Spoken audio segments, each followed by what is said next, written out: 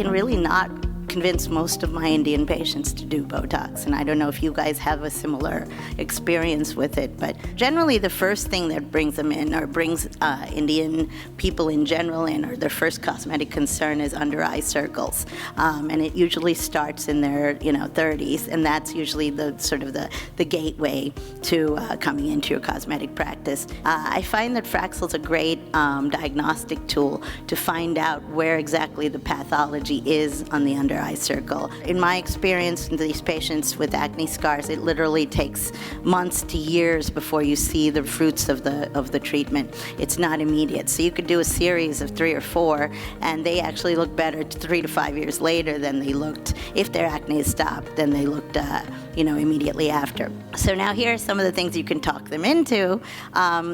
We tend to not wrinkle, we tend to sag, and so doing cheek lifts with the Ulthera is something that I've found to be very successful. This is that whole phenomenon of the Ulthera stripe, where I can't predict who gets it and what the deal is, and it's not necessarily related to number of lines or the operator or anything.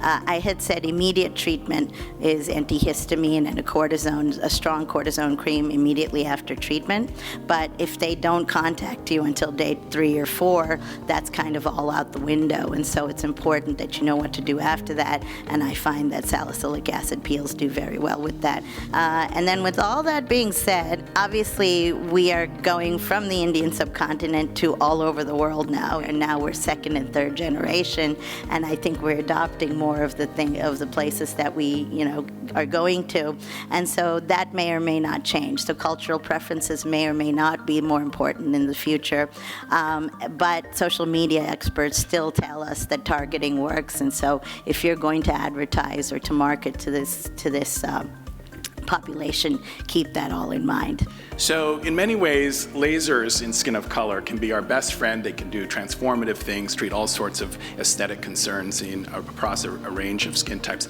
But at the same time, they could turn out to be our worst enemy and cause iatrogenic pigmentary and scarring complications that last a long time. And it's especially painful when this happens because patients are coming to us to look better, not worse, and they're paying money for it. So every time we pick up a laser, we have to strike this very delicate balance between the controlled injury on the skin and the risk of pigment alteration and scarring. So we're constantly thinking about how can we maximize the controlled injury we want in the right target and minimize any collateral damage in places we don't want it.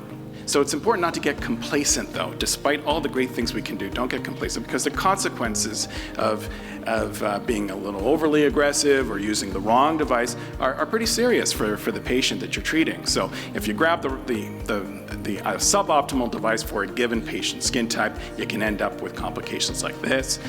You can even pick the right device for that patient's skin type, but if your treatment settings are a little bit too aggressive or just not optimal, you can also induce pigmentary abnormalities and scarring. Even if you use a device that's technically colorblind, can be used on all skin types, if your technique is suboptimal, you can induce pretty serious injuries. When used appropriately, these devices can be transformative, but notice I'm doing test spots. So my advice to everyone is every time you pick up a new device, really get to know that device. Don't just go by the company settings, because they're just sort of view them as guidance documents, but you really got to learn the device yourself. With laser resurfacing, we have a growth of devices that we can use safely in skin of color. Out of all the various resurfacing options, the one that we have the most experience with are the non-ablative fractional lasers, and my approach has been to use pre and post treatment with hydroquinone beginning 2 weeks before the first session, lower treatment densities being the most important consideration,